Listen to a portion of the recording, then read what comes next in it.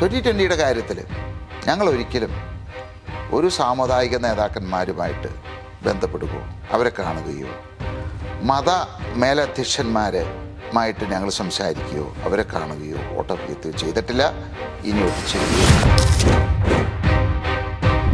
മത്സരിക്കുമ്പോൾ നഷ്ടം കമ്മ്യൂണിസ്റ്റുകാർ CPM-നാണെന്നാണോ പറയുന്നത്? 80% വോട്ടുകളും കമ്മ്യൂണിസ്റ്റുകാരെ ഞങ്ങൾക്ക് വരുന്നത്. കമ്മ്യൂണിസ്റ്റുകാർക്ക് ഏറ്റവും കോട്ടം സംഭവിക്കുന്നത് ഞങ്ങൾ രാഷ്ട്രീയത്തിലുള്ളത് കൊണ്ടാണ്. അതുകൊണ്ട് തന്നെയാണ് കമ്മ്യൂണിസ്റ്റുകാരാണ് എന്ന് ഞങ്ങളെ ഏറ്റവും കൂടുതൽ എതിർക്കുന്നതും. ഈ PV ശ്രീനജനുമായിട്ടുള്ള പ്രശ്നം എങ്ങനെയാണ്? അദ്ദേഹം ഇങ്ങോട്ട് സീറ്റ് ചോദിച്ചു വന്നു എന്നൊക്കെ ഉള്ള വാർത്തകൾ നമ്മൾ കാണുന്നു, അങ്ങനെ പറഞ്ഞതായിട്ട് അറിയുന്നു.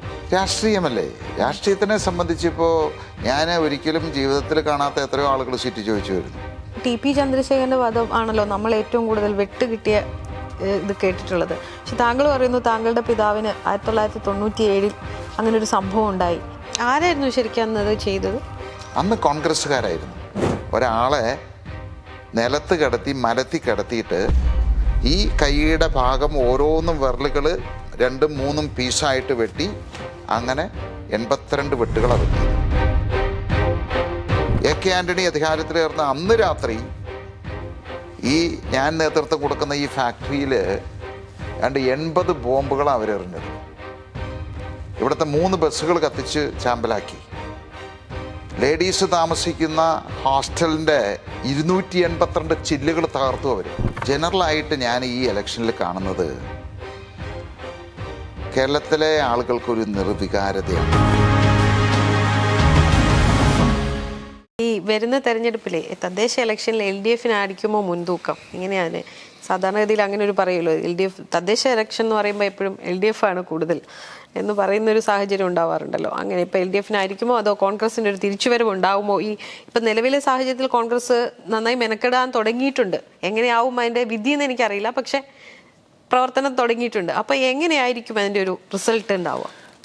ആര് ജയിക്കും ആര് തോൽക്കുമെന്നൊന്നും പറയാൻ ഞാൻ ആളല്ല. ഇന്നിപ്പോൾ നമ്മൾ ഈ കഴിഞ്ഞ ദിവസം തന്നെ ബീഹാർ തെരഞ്ഞെടുപ്പിൽ ഇത്രയും പ്രൊഫഷണലായിട്ട് ഒരു എക്സിറ്റ് പോൾ നടത്തിയിട്ട് അത് 5% പോലും അതിനെ ആക്രമിച്ച് കൊണ്ടുവരാൻ പറ്റിയില്ല. അത് നമുക്ക് ഒരു താൽക്കാലികമായിട്ട് ഒരു വ്യൂവർഷിപ്പ് കൂട്ടാനും കുറച്ച് പൈസ ഉണ്ടാക്കാനൊക്കെ ആയിട്ടുള്ളൊരു പദ്ധതിയാണെന്നല്ലാതെ ഇന്ന് ഒരാൾക്കും അതൊന്നും പ്രഡിക്റ്റ് ചെയ്യാൻ പറ്റില്ല. പക്ഷേ ജനറലായിട്ട് ഞാൻ ഈ ഇലക്ഷനിൽ കാണുന്നത് കേരളത്തിലെ ആളുകൾക്കൊരു നിർവികാരതയാണത്. ഇതിനു മുമ്പ് 5 വർഷം മുമ്പ് 2020 തെരഞ്ഞെടുപ്പിനെ നേരിടുന്നതും 21 ഞങ്ങൾ തെരഞ്ഞെടുപ്പിനെ നേരിട്ടു, 24 തെരഞ്ഞെടുപ്പിനെ നേരിട്ടു. അന്നൊന്നുമില്ലാത്ത രീതിയിലൊരു നിർവികാരത. ഇവിടുത്തെ മനുഷ്യർക്ക് രാഷ്ട്രീയത്തോട് ഒരു താല്പര്യവുമില്ല. ആര് വേണമെങ്കിലും ഭരിച്ചോട്ടെ, ആര് വേണമെങ്കിലും ജയിച്ചോട്ടെ എന്നുള്ള ഒരു മെൻറ്റാലിറ്റിയായി മാറിക്കഴിഞ്ഞിരിക്കുന്നു. സ്ഥാനാർത്ഥികളെ കിട്ടാനില്ല. കോൺഗ്രസും കമ്മ്യൂണിസ്റ്റ് ആയിക്കോട്ടെ എല്ലാ പാർട്ടിക്കാരും സ്ഥാനാർത്ഥികളെ കിട്ടാനായിട്ട് ബുദ്ധിമുട്ടുക. അതിന് കാരണം ഒന്ന്, യുവതലമുറ ഒരാൾക്കും രാഷ്ട്രീയത്തിൽ താല്പര്യമില്ല. ഇപ്പം തന്നെ നമ്മൾ നോക്കിക്കോളൂ, ഈ തവണ മത്സരരംഗത്തുള്ളതെല്ലാം ഒരു 50-ന് മേലോട്ടായിരിക്കും അധികവും. അല്ലെങ്കിൽ ഈ പറയുന്ന പരമ്പരാഗതമായിട്ട് ഇതുകൊണ്ട് ജീവിക്കണം എന്ന് വിചാരിച്ച് പണ്ട് മുതൽ ഒരു തൊഴിലും ചെയ്യാത്ത കുറേ ആളുകൾ, അല്ലാത്ത ഒരു പഠിപ്പും വിദ്യാഭ്യാസവുമുള്ള ആളുകൾ, മറ്റേതെങ്കിലും രീതിയിൽ ജീവിക്കാൻ പറ്റുന്ന ആളുകൾ രാഷ്ട്രീയത്തിട്ട് വരാൻ ആഗ്രഹിക്കുന്നില്ല.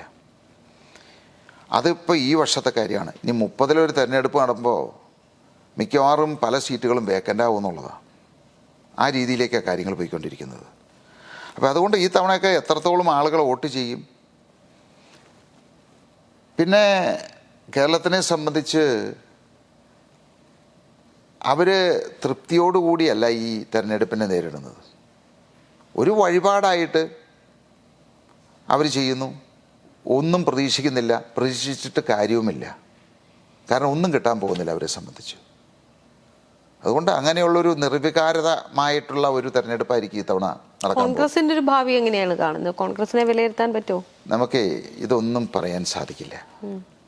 ഇതൊക്കെ ഓരോ കാലഘട്ടത്തിൽ ചെറിയൊരു വിഷയം വന്നു കഴിഞ്ഞാൽ തന്നെ മാറ്റങ്ങൾ വരും. ഇപ്പോൾ പഴയതുപോലെയൊന്നുമല്ല. പണ്ടൊക്കെ നമുക്ക് ഏതൊരു കാര്യത്തിലും പ്രെഡിക്റ്റ് ചെയ്യാൻ പറ്റുമായിരുന്നു. ഇപ്പോൾ അതിനൊരു ഉദാഹരണമാണ് ഇപ്പോൾ ഈ വിനിമയ റേറ്റ്, ഡോളറും അല്ലെങ്കിൽ ഏതെങ്കിലും കറൻസിയൊക്കെ ആയിട്ട്. ചിലപ്പോൾ ഇന്ന് രാത്രി ട്രംപ് ഒരു അനൗൺസ്മെൻറ്റ് നടത്തി കഴിഞ്ഞാൽ റുപ്പി ₹1 കുറയാം, ₹1 കൂടാം. ഷെയർ മാർക്കറ്റുകൾ, സ്റ്റോക്ക് മാർക്കറ്റുകൾ, ഏതെങ്കിലും ഒരു രാഷ്ട്രീയ നേതാവ്, പവർഫുള്ളായിട്ടുള്ള ഒരു നേതാവ് എന്തെങ്കിലും ഒരു കാര്യം അനൗൺസ് ചെയ്താൽ മതി, ആ ഒറ്റ ദിവസം കൊണ്ട് 200 പോയിൻ്റ് മേലോട്ടും കയറാം, അല്ലെങ്കിൽ 700 പോയിൻ്റ് കീഴോട്ടും ഇറങ്ങാം. അപ്പോൾ ഓരോ നിമിഷവും വളരെ വ്യത്യസ്തമാണിപ്പോൾ. പഴയതുപോലെ നമുക്ക് പ്രെഡിക്റ്റബിൾ അല്ല എന്നുള്ളതാണ് ഒരു കാര്യത്തിൽ. രാഷ്ട്രീയത്തിലായിക്കോട്ടെ, ജീവിതത്തിലായിക്കോട്ടെ, സമൂഹത്തിലെ എല്ലാ മേഖലകളിലും അത് തന്നെയാണ് ഇപ്പോൾ സംഭവിച്ചുകൊണ്ടിരിക്കുന്നത്. ഈ നമ്മുടെ സമീപകാലങ്ങളിൽ തിരഞ്ഞെടുപ്പുകളിലൊന്നും ചർച്ചയാകാത്ത ഒരു വിഭാഗമായിരുന്നു ജമാഅത്തെ ഇസ്ലാമി. ഈ കഴിഞ്ഞ തെരഞ്ഞെടുപ്പിലാണ് മലപ്പുറം തെരഞ്ഞെടുപ്പിലാണ് നമ്മളിപ്പോൾ ഏറ്റവും അവസാനം ജമാഅത്തെ ഇസ്ലാമിയെ ഏറ്റവും കൂടുതൽ ചർച്ചാ വിഷയമായി വന്നത്. എങ്ങനെയാണ് അതിനെ കാണുന്നത്? ആ ഒരു മാറ്റം കഴിഞ്ഞൊരു 20 വർഷം എടുത്തു കഴിഞ്ഞാൽ ജമാഅത്ത് ഇസ്ലാമിയുടെ ഒരു വളർച്ച അത് നമ്മൾ വിചാരിക്കുന്നതിനേക്കാൾ അപ്പുറത്തേക്ക് വന്നിട്ടുണ്ട്. പക്ഷേ വോട്ടിംഗ് ശതമാനത്തിൽ വളരെ ചെറിയ ശതമാനമുള്ള ഒരു സമൂഹമാണ്. എങ്ങനെയാണ് ഇപ്പോൾ കോൺഗ്രസ് വി ഡി സതീശൻ ഉൾപ്പെടെ നിരന്തരം ജമാഅത്ത് ഇസ്ലാമിയെ ചേർത്ത് പിടിക്കാനും കൂടി ശ്രമിക്കുന്ന ഒരു സാഹചര്യമുണ്ട്? ഈ ഒരു വിഷയം ഞാൻ കൃത്യമായിട്ട് പഠിച്ചിട്ടുള്ള ഒരാളല്ല. കാരണം നമുക്കറിയാം, കേരളത്തിൽ ഒരുപാട് ചെറുതും വലുതുമായിട്ടുള്ള രാഷ്ട്രീയ സംഘടനകളുണ്ട്. നമ്മുടെ ഈ കോൺഗ്രസ് ആയിക്കോട്ടെ, കമ്മ്യൂണിസ്റ്റ് ആയിക്കോട്ടെ, എപ്പോഴും നമ്മൾ പറയും അവർ വർഗീയതയ്ക്കെതിരാണെന്ന് പറയും. പക്ഷേ ഈ തെരഞ്ഞെടുപ്പ് വരുമ്പോൾ ഇവരെല്ലാവരും ഈ പറയുന്ന സാമുദായിക നേതാക്കന്മാരുടെ അന്തഃപുരത്തിൽ അല്ലെങ്കിൽ മത മേലധ്യക്ഷന്മാരുടെ അന്തഃപുരത്തിൽ പോയിട്ട് അവരെ കണ്ട് സംസാരിച്ച് വോട്ടഭ്യർത്ഥിക്കുന്നവരാണ്. അപ്പോൾ തെരഞ്ഞെടുപ്പ് വരുമ്പോൾ ഏത് വിട്ടുവീഴ്ചയ്ക്ക് ഇവർ തയ്യാറാവും. അപ്പോൾ ഏത് സംഘടനകളായിക്കോട്ടെ, ഏത് മതമായിക്കോട്ടെ, ഏത് രീതിയിലും അവരുടെ വോട്ട് മേടിക്കാനായിട്ടുള്ള ഒരു പ്രവർത്തനം, അത് LDF ആയാലും ശരി, UDF ആയാലും ശരി, ഒരു വ്യത്യാസവുമില്ല. പക്ഷേ 2020 കാര്യത്തിൽ ഞങ്ങൾ ഒരിക്കലും ഒരു സാമുദായിക നേതാക്കന്മാരുമായിട്ട് ബന്ധപ്പെടുകയോ അവരെ കാണുകയോ മത മേലധ്യക്ഷന്മാരുമായിട്ട് ഞങ്ങൾ സംസാരിക്കുകയോ അവരെ കാണുകയോ വോട്ടഭ്യർത്ഥിക്കുകയോ ചെയ്തിട്ടില്ല, ഇനിയൊട്ട് ചെയ്യുകയുമില്ല.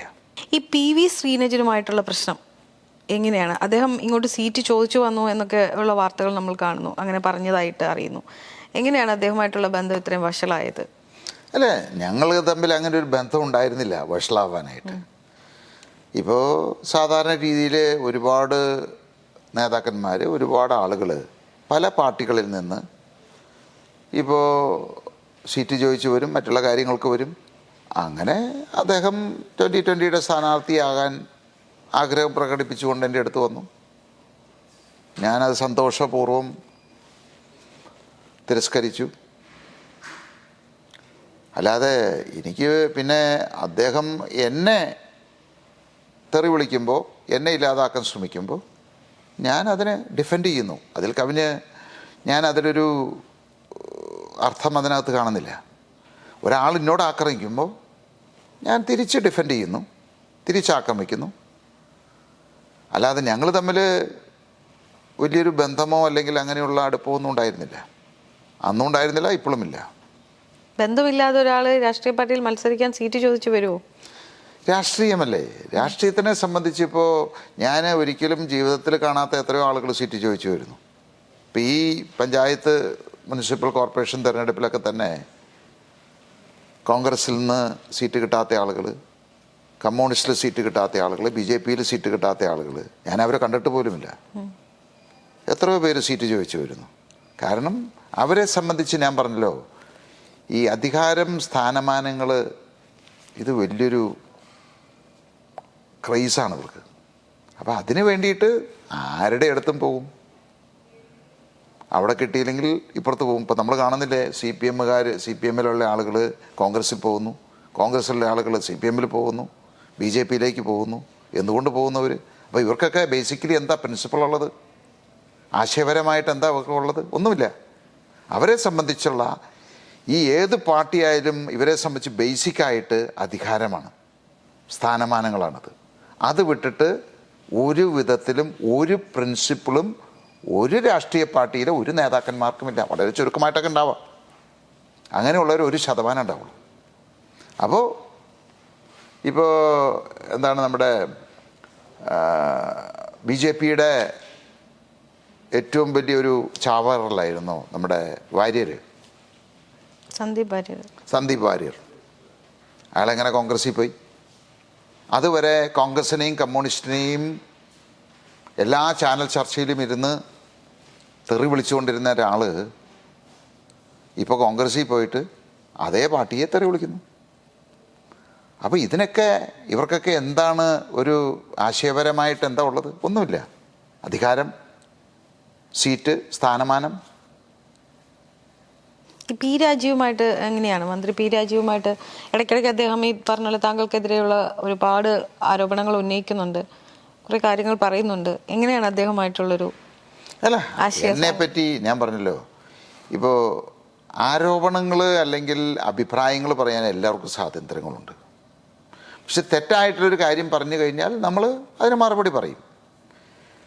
ഞാൻ പറഞ്ഞല്ലോ, എനിക്ക് ആരോടും ഒരു രാഷ്ട്രീയക്കാരനോടും യാതൊരു രീതിയിലും വ്യക്തിപരമായിട്ടുള്ള ഒരു വഴക്കും ആരോടുമില്ല, ഒരു ശത്രുതയും എനിക്കില്ല. പക്ഷേ അവർ എന്നെപ്പറ്റി അല്ലെങ്കിൽ എന്നെ അധിക്ഷേപിക്കുന്ന രീതിയിൽ അല്ലെങ്കിൽ ഇല്ലാത്തൊരു കാര്യം ജനങ്ങളെ വിശ്വസിപ്പിക്കാൻ ശ്രമിച്ചാൽ ഞാനത് തിരുത്താൻ ശ്രമിക്കും. പുള്ളി പറയുന്ന ചില കാര്യങ്ങൾ, പ്രത്യേകിച്ച് കേരളത്തിൻ്റെ വ്യാവസായിക അന്തരീക്ഷത്തെ പറ്റി പറയുന്നു, വ്യവസായ സൗഹൃദത്തെ പറ്റി പറയുന്നു. അതെന്താണെന്ന് എനിക്കറിയാവുന്ന കാര്യങ്ങൾ ഞാൻ ജനങ്ങളോട് പറയുന്നു. അത് പറയുമ്പോൾ ചിലപ്പോൾ പുള്ളിക്ക് ഇഷ്ടപ്പെട്ടില്ല.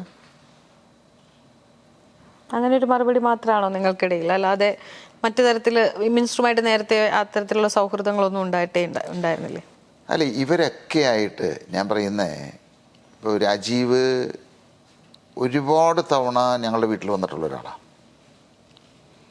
അത് ഈ പിണറായി വിജയൻ സാറിൻ്റെ കൂടെയും അല്ലാതെയും ഇവരുടെ നേതാക്കന്മാർ എല്ലാവരും തന്നെ വീടുകളിൽ നിത്യസന്ദർശകരായിരുന്നു. അതിപ്പോൾ അവരുന്നല്ല, കോൺഗ്രസ്സിലെല്ലാവരും. പക്ഷേ ഇപ്പോൾ ഈ 2020 ഞാനൊരു രാഷ്ട്രീയ പാർട്ടി ആയതോട് കൂടിയിട്ട് ഇവരെല്ലാവരും എന്നെ ഒരു ശത്രുവായിട്ടാണ് കാണുന്നത്. പക്ഷേ ഇപ്പോഴും സൗഹൃദത്തിലിരിക്കുന്ന ഒട്ടനവധി നേതാക്കന്മാരുണ്ട്. കാരണം സ്വാർത്ഥ താല്പര്യങ്ങളില്ലാത്ത നേതാക്കന്മാർ, എന്നെ അംഗീകരിക്കുന്ന, എൻ്റെ ആശയം അംഗീകരിക്കുന്ന ഒട്ടനവധി ആളുകൾ കോൺഗ്രസ്സിലുമുണ്ട്, കമ്മ്യൂണിസ്റ്റിലുമുണ്ട്, BJP-യിലുമുണ്ട്. അവരൊക്കെ ഇന്നും എന്നോട് നല്ല രീതിയിലുള്ള ഒരു സുഹൃത്ത് ബന്ധം നിലനിർത്തുന്നുമുണ്ട്.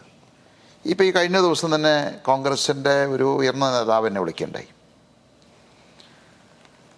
അതുപോലെ തന്നെ കമ്മ്യൂണിസ്റ്റിൻ്റെയും പല നേതാക്കന്മാരും, ഞാൻ പറയുന്ന ചെറിയ രീതിയിലുള്ള സംസ്ഥാന തലത്തിലുള്ള പല നേതാക്കന്മാരുമായിട്ട് വളരെ അടുത്ത ബന്ധം ഇന്നും എനിക്കുണ്ട്. കാരണം ആശയപരമായിട്ട് അവർ ആ പാർട്ടിയിൽ നിൽക്കുന്നു, പക്ഷേ ആശയപരമായിട്ട് യോജിക്കാൻ പറ്റാത്ത ഒത്തിരി ആളുകളുണ്ട്. ആശയപരമായിട്ട് 2020-യുമായിട്ട് യോജിക്കുന്ന ഒത്തിരി ആളുകൾ CPM-ലുമുണ്ട്, കോൺഗ്രസ്സിലുമുണ്ട്, BJP-യിലുമുണ്ട്. എല്ലാവരും പറയുന്നൊരു കാര്യമുണ്ട്, 2020 മത്സരിച്ച് കഴിഞ്ഞാൽ അത് കോൺഗ്രസ്സിനെയാണ് ബാധിക്കുക, കമ്മ്യൂണിസ്റ്റിനെ വിജയിപ്പിക്കുക എന്ന് പറയുന്നുണ്ട്. അത് കോൺഗ്രസ്സുകാരെടുക്കുന്ന ഒരു തന്ത്രമാണത്, ഒരു രാഷ്ട്രീയ തന്ത്രമാണ്. ശരിക്കും പറഞ്ഞു കഴിഞ്ഞാൽ ഞങ്ങൾക്ക് കിട്ടുന്ന വോട്ട്, അതായത് 2020-ക്ക് കിട്ടുന്ന വോട്ട് ഒരു 80% കമ്മ്യൂണിസ്റ്റ് പാർട്ടിയുടെയാണ്. എന്ന് പറഞ്ഞു കഴിഞ്ഞാൽ കമ്മ്യൂണിസ്റ്റ് പാർട്ടിയുടെ നേതാക്കന്മാരൊഴിച്ച് അണികൾ, പ്രവർത്തകർ 2020-യുടെ ആശയത്തിൽ വിശ്വസിക്കുന്നവരാണ്. അതുകൊണ്ടാണ് 2020-യുമായിട്ട് അവർ കൂടുതലെടുക്കുന്നത്. അവർ മനസ്സിലാക്കിയിരിക്കുന്നു, ഈ പറയുന്ന കമ്മ്യൂണിസവും മാർക്സിസവും ഒന്നും യഥാർത്ഥത്തിൽ ഇവിടെ നടപ്പിലാകുന്നില്ല. ഇവരെയൊക്കെ ഇവർ വഞ്ചിക്കുകയാണ്. അതേസമയത്ത് അവർക്ക് കോൺഗ്രസിന് വോട്ട് ചെയ്യാൻ പറ്റില്ല. അപ്പോൾ നിഷ്പക്ഷമായിട്ടുള്ള ഒരു പ്രസ്ഥാനം വന്നു കഴിഞ്ഞപ്പോൾ യഥാർത്ഥ കമ്മ്യൂണിസം നടപ്പിലാക്കുന്നത് ഞങ്ങളാണെന്നുള്ളതാണ് കമ്മ്യൂണിസ്റ്റ് അണികൾക്ക് തോന്നുന്നത്. അതുകൊണ്ട് ഞങ്ങൾ മത്സരിക്കുന്ന ഏത് പഞ്ചായത്തുകളെടുത്ത് ഇനിയിപ്പോൾ ഈ ഇലക്ഷൻ വരുന്നുണ്ട്, ഇതിന് മുന്നിലെ ഇലക്ഷൻ്റെ ഡാറ്റ പരിശോധിച്ചാൽ അറിയാം, ഈ ഇലക്ഷൻ്റെ പരിശോധിച്ചാലും അറിയാം. ഞങ്ങൾ മത്സരിക്കുന്ന സ്ഥലത്ത് 95% സീറ്റുകളിലും കമ്മ്യൂണിസ്റ്റുകാർ 2 ഡിജിറ്റിൽ മേലോട്ട് കയറില്ല. വോട്ടിംഗ് ശതമാനം മത്സരിക്കുമ്പോൾ നഷ്ടം കമ്മ്യൂണിസ്റ്റുകാർ CPM ആണെന്നാണോ പറയുന്നത്? 80% വോട്ടുകളും കമ്മ്യൂണിസ്റ്റുകാരെ ഞങ്ങൾക്ക് വരുന്നത്. അതേസമയത്ത് കോൺഗ്രസ് പിടിച്ചു നിൽക്കുന്നുണ്ട്. പക്ഷേ കോൺഗ്രസ്സുകാർ ഉപയോഗിക്കുന്ന ഒരു തന്ത്രമാണ്, രാഷ്ട്രീയ തന്ത്രമാണ്, ഞങ്ങൾ മത്സരിക്കുന്നത് കമ്മ്യൂണിസ്റ്റുകാരെ വിജയിപ്പിക്കാനാണെന്ന്. പക്ഷേ യഥാർത്ഥത്തിൽ സംഭവിക്കുന്ന അതല്ല. കമ്മ്യൂണിസ്റ്റുകാർക്ക് ഏറ്റവും കോട്ടം സംഭവിക്കുന്നത് ഞങ്ങൾ രാഷ്ട്രീയത്തിലുള്ളത് കൊണ്ടാണ്. അതുകൊണ്ട് തന്നെയാണ് കമ്മ്യൂണിസ്റ്റുകാരാണ് എന്ന് ഞങ്ങളെ ഏറ്റവും കൂടുതൽ എതിർക്കുന്നതും. ഇപ്പം തിരിച്ചാണ് സംഭവിക്കുന്നത് വിചാരിക്കുക. ഞങ്ങൾ മത്സരിക്കുന്നതുകൊണ്ട് കമ്മ്യൂണിസ്റ്റിന് നേട്ടവും കോൺഗ്രസ്സിന് ദൂഷ്യവുമാണെന്നുണ്ടെങ്കിൽ അവർ ഞങ്ങളെ പ്രോത്സാഹിപ്പിക്കല്ലേ ഉള്ളൂ. ഇന്ന് നോക്കിയാൽ കമ്മ്യൂണിസ്റ്റ് ഗവൺമെൻറ്, കമ്മ്യൂണിസ്റ്റിൻ്റെ എല്ലാ നേതാക്കന്മാരും, ജില്ലാ നേതാക്കന്മാർ, ജില്ലാ നേതൃത്വം എല്ലാവരും അടിമുടി ഞങ്ങളെ എതിർക്കുകയാണ്. എന്താ കാരണം? ഞങ്ങൾ മത്സരിക്കുമ്പോൾ കമ്മ്യൂണിസ്റ്റിനാണ് ഗുണമുണ്ടാകുന്നതെങ്കിൽ എന്തുകൊണ്ട് അവർ ഞങ്ങളെ എതിർക്കുന്നു? അപ്പോൾ അവർക്ക് വ്യക്തമായിട്ട് അറിയാം. കാരണം കൃത്യമായിട്ടുള്ള ഡാറ്റ അവർക്കുണ്ടത്. അവരുടെ ഫൗണ്ടേഷൻ, അടിത്തറ അങ്ങനെ തന്നെ ഒലിച്ചു പോയിക്കൊണ്ടിരിക്കുക. അതാണ് ഞാൻ പറയുന്നത്. ഈ തവണത്തെ ഇലക്ഷൻ കഴിയുമ്പോൾ നോക്കിക്കോളൂ. ഞങ്ങൾ മത്സരിക്കുന്ന സ്ഥലത്ത് എല്ലായിടത്തുനിന്നും പറയാൻ സാധിക്കില്ല, ചില പ്രാദേശിക ഘടകങ്ങളൊക്കെ ഉണ്ടാവാം. പക്ഷേ 80-90% സീറ്റുകളിലും കമ്മ്യൂണിസ്റ്റുകാർ 2 ഡിജിറ്റിൽ മേലോട്ട് പോകില്ല. അപ്പോൾ ഞങ്ങളുടെ പ്രധാന ശത്രു എന്ന് പറയുന്നത്, അല്ലെങ്കിൽ എതിർപക്ഷം എന്ന് പറയുന്നത്, ഞങ്ങളുടെ കോമ്പറ്റീഷൻ എന്ന് പറയുന്നത് കോൺഗ്രസ് ആയിട്ടാണ്. അത് ഇതിനു മുമ്പിലുള്ള ഇലക്ഷനിൽ 2 ഇലക്ഷനിലും അത് തന്നെയാണ് വന്നിട്ടുള്ളത്. അവർ 200-300 സീറ്റ് ഒക്കെ വോട്ടുകൾ നേടും. കഴിഞ്ഞ ദിവസം താങ്കളുടെ ഒരു എവിടെയോ ഈ പറഞ്ഞ സംസാരത്തിലാണ് ഇങ്ങനെ കേട്ടത്, TP ചന്ദ്രശേഖരൻ്റെ വധം ആണല്ലോ നമ്മൾ ഏറ്റവും കൂടുതൽ വെട്ട് കിട്ടിയ ഇത് കേട്ടിട്ടുള്ളത്. പക്ഷെ താങ്കൾ പറയുന്നു താങ്കളുടെ പിതാവിന് 1997 അങ്ങനെ ഒരു സംഭവം ഉണ്ടായി. എന്തുകൊണ്ടാണ് അത് കേസും മറ്റു കാര്യങ്ങളിലേക്ക് നിയമപരമായിട്ടൊന്നും നമ്മൾ അറിയാതെ പോയത്? അതെന്താണെന്നൊന്ന് അറിയാനൊരു ആഗ്രഹമുണ്ട്. കാരണം താങ്കളുടെ പിതാവ് ചെറിയൊരാളല്ല. ഈ പറഞ്ഞ പോലെ ഇത്രയും വലിയൊരു വ്യവസായം കെട്ടിപ്പടുത്ത് കേരളത്തിൽ അന്നും രജിസ്റ്റർ ചെയ്യപ്പെട്ട ഒരു വ്യക്തിയും കൂടിയാണ്. അപ്പൊ എന്തുകൊണ്ടാണ് ഈ 97 എന്ന് പറഞ്ഞാൽ നമ്മളെ സംബന്ധിച്ച് അത്ര വലിയ വർഷമൊന്നും അല്ലല്ലോ. അല്ല, നമുക്ക് ഈ 97 എന്ന് പറയുമ്പോൾ ഇപ്പൊ 28 വർഷമായല്ലോ. അന്ന് സോഷ്യൽ മീഡിയ ഒന്നും ഇത്ര ആക്റ്റീവായിരുന്നില്ല 97. നമുക്കറിയാം, ഈ നമ്മുടെ മൊബൈൽ ഫോണൊക്കെ തന്നെ ഇൻട്രൊഡ്യൂസ് ചെയ്ത് വന്ന കാലഘട്ടമാണ്. എൻ്റെ ഒരു ഓർമ്മ ശരിയാണെങ്കിൽ 93-ലോ 94-ലാണ് ഏഷ്യാനെറ്റ് തന്നെ ഒരു ചാനൽ, അതായത് TV തന്നെ വന്നത്. അപ്പോൾ നമ്മളെ സംബന്ധിച്ച് അന്ന് ഇതുപോലെയുള്ള ഒരു സോഷ്യൽ മീഡിയ ഉണ്ടായിരുന്നില്ല. പക്ഷേ അന്നത്തെ പ്രധാന പത്രങ്ങളെല്ലാം ഫ്രണ്ട് പേജും പ്രധാന പേജുകളിലും ഒക്കെ വാർത്തയായിട്ട് വന്നതാണത്. എൻ്റെ അച്ഛനെ അന്ന് റോഡിലേക്ക് വലിച്ച് ഇറക്കി. സാധാരണ നമ്മൾ ഒരാളെ അടിച്ചു വീഴ്ത്തുക അല്ലെങ്കിൽ വണ്ടിയിലിട്ട് വിട്ടുക അതൊക്കെ ഉണ്ട്. ഇതല്ല ഉണ്ടായത്. ഇത് കുറച്ച് പേര് വയസ്സായിട്ടുള്ള ഒരാളാണല്ലോ, ആ ആളെ റോഡിലേക്ക് വലിച്ചിറക്കി അവിടെ ചവിട്ടി വീഴ്ത്തി. നമ്മൾ ഈ നമ്മുടെ ബയോളജി ക്ലാസ്സുകളിൽ ഈ തവളയെ ഞാൻ പഠിച്ചത് അതാണത്. അവിടെ തവളയെ നമ്മൾ മലത്തി കിടത്തിയിട്ട് അതിൻ്റെ കാലിൽ മുട്ടുസൂചി അടിക്കും, 2 കാലിലും, കൈകളിലും അടിക്കും, അതുപോലെ തന്നെ വായുടെ ഒരു ഭാഗത്തും അടിക്കും. എന്നിട്ടാണ് നമ്മളത് കീറി അതിനെപ്പറ്റി പഠിക്കുന്നത്. അതുപോലെയുള്ളൊരു പ്രവൃത്തി അവർ ചെയ്തത്.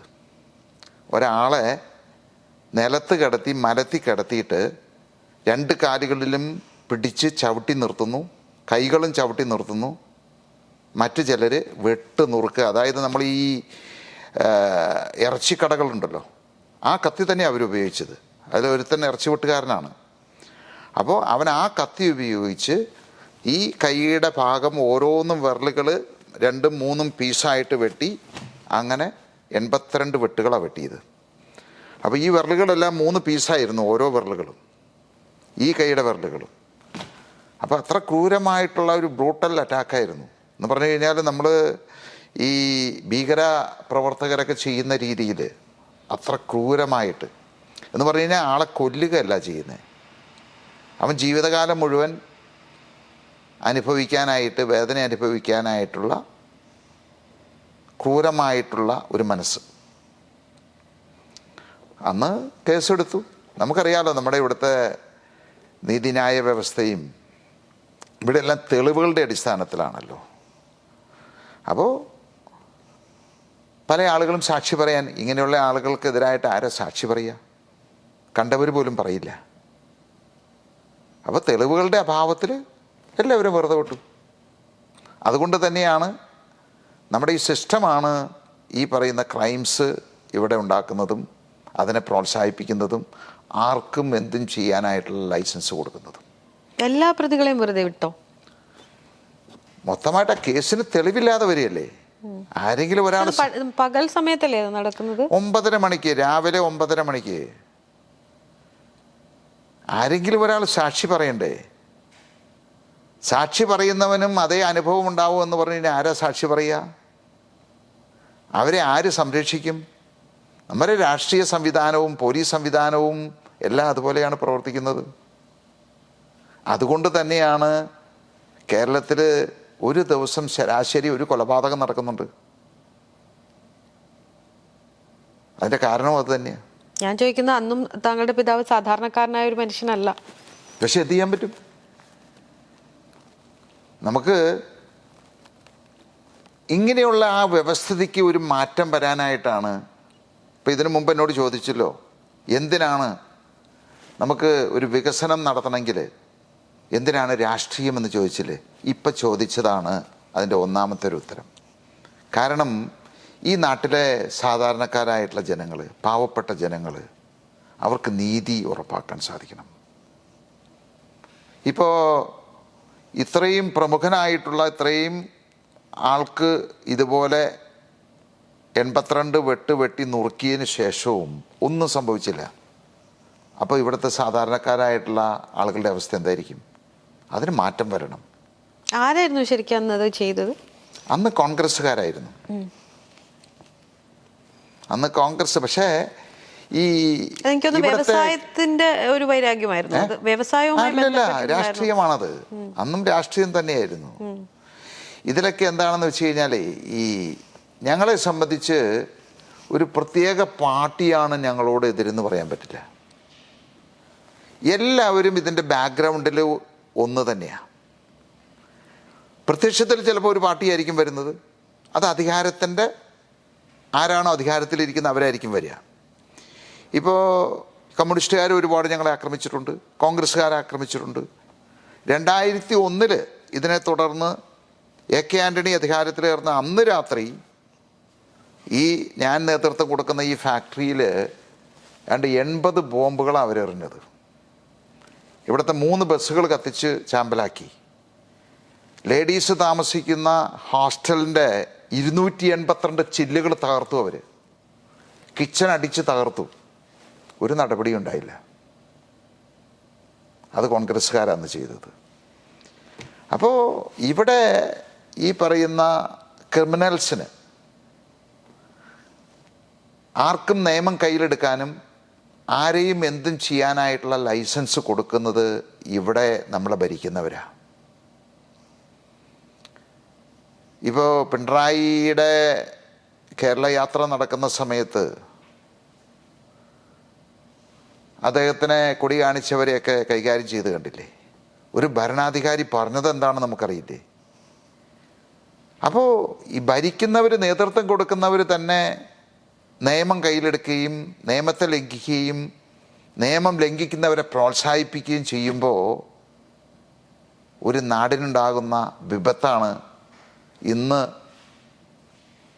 ഇവിടുത്തെ ജനങ്ങൾ അനുഭവിക്കുന്നത്. തങ്ങളുടെ ബ്രദറും ഈ ഈ ഒരു വ്യവസായ മേഖലയിലുണ്ട്. അദ്ദേഹം താങ്കളുടെ പോലെ ഈ പറഞ്ഞ പോലെ രാഷ്ട്രീയ പാർട്ടിയിലൊന്നും സജീവമല്ല, വളരെ സൈലന്റ് ആയിട്ടുള്ളൊരു ഇതാണെന്നാണ് മനസ്സിലാക്കുന്നത് അല്ലേ? കുറച്ചും കൂടി കാമാൻ ക്വയറ്റായിട്ടുള്ളൊരു വ്യക്തിയായിട്ട് ആണ് പലരും പറഞ്ഞു കേട്ടിട്ടുള്ളത്. അപ്പോൾ അദ്ദേഹവും ഈ പറയുന്ന പോലെയുള്ള താങ്കളുടെ ഈ ഒരു രാഷ്ട്രീയപരമായ മുന്നേറ്റം അല്ലെങ്കിൽ ഈ ഒരു യാത്രയ്ക്കൊക്കെ എങ്ങനെയാണ് പറയുക, അഭിപ്രായം പറയാറുണ്ടോ, താങ്കളുമായിട്ട് സംസാരിക്കാറുണ്ടോ, ഇത്ര അഗ്രസീവ് ആവണ്ടെന്ന് പറയാറുണ്ടോ? അല്ല, ഇതിലെ കൗതുകത്തിന്റെ പുറത്താട്ടോ, ഒരു ഫാമിലി മാറ്റർ ആണ്. ഞങ്ങള് ഇപ്പോ ഞങ്ങളുടെ കുടുംബം എന്ന് പറയുന്നത് ഞാൻ, എൻ്റെ സഹോദരൻ, എൻ്റെ മൂത്തയാളാണത്, എൻ്റെ അച്ഛൻ, എൻ്റെ അമ്മ, ഞങ്ങളുടെ ഭാര്യ, മക്കള്, അതായിരുന്നു ഞങ്ങളുടെ കുടുംബം. ഞങ്ങൾ അന്നും ഒന്നിച്ചാണ് താമസിച്ചുകൊണ്ടിരുന്നത്, അന്നും ഒന്നിച്ചാണ് തീരുമാനങ്ങൾ എടുത്തുകൊണ്ടിരുന്നത്. അന്ന് എൻ്റെ അച്ഛനുണ്ടായിരിക്കുന്ന സമയത്തും ഞങ്ങൾ തമ്മിൽ ചില കാര്യങ്ങളിൽ അഭിപ്രായ വ്യത്യാസങ്ങളുണ്ടാവും. പക്ഷേ അന്തിമമായിട്ട് എൻ്റെ അച്ഛൻ പറയുന്നത് ഞങ്ങൾ രണ്ടുപേരും നടപ്പിലാക്കുകയായിരുന്നു ഞങ്ങളുടെ ഒരു രീതി. അതുതന്നെയാണ് ഞങ്ങളുടെ ഒരു സക്സസ്സും, ബിസിനസ്സിലായാലും രാഷ്ട്രീയത്തിലായാലും എല്ലാം. അതിനുശേഷം അച്ഛൻ പോയി, ഞാനും എൻ്റെ സഹോദരനും അമ്മയുമായി, അമ്മ അങ്ങനെയുള്ള കാര്യങ്ങളിലൊന്നും ഇടപെടാറില്ല. അപ്പോൾ എൻ്റെ സഹോദരൻ ഞങ്ങളും ഇതുപോലെ പല കാര്യങ്ങളിലും ഞങ്ങൾ ചില കാര്യത്തിൽ ആശയപരമായിട്ട് വിയോജിപ്പുണ്ടാവും. പക്ഷേ അവസാനം ഞങ്ങളൊരു തീരുമാനത്തിലെത്തും. ആ തീരുമാനത്തിൽ ഞങ്ങൾ രണ്ടുപേരും ഉറച്ചു നിൽക്കും, അതിൽ മാറ്റം വരാറില്ല, അത് നടപ്പിലാക്കുകയും ചെയ്യും. ഇപ്പോഴും നമ്മൾ പുറമേട്ട് കാണുന്നില്ലെങ്കിലും എൻ്റെ ബ്രദർ ഈ പാർട്ടിയുടെ ചെയർമാനാണ്, പാർട്ടിയിൽ സജീവമായിട്ടുണ്ട്, എല്ലാ മീറ്റിങ്ങുകളിലും പങ്കെടുക്കുന്നുണ്ട്. പിന്നെ ഓരോരുത്തർക്കും ഇപ്പം എന്നെപ്പോലെ തന്നെ ഇത്രമാത്രം സംസാരിക്കാൻ, അതായത് ഒരു പ്രസംഗം ഞാൻ നടത്തുന്ന രീതിയിൽ നടത്താനോ അതിനുള്ള അല്പം കഴിവ് കുറവാണ് എന്നെക്കാളും. പക്ഷേ ഒരു സംഘടനാ തലത്തിൽ എന്നേക്കാൾ ഒരു സംഘടന എങ്ങനെ കൊണ്ടുപോയി നടക്കണം, ചിട്ടയോടുകൂടി നടപ്പിലാക്കാൻ എന്നേക്കാൾ വളരെ മിടുക്കനാണ്.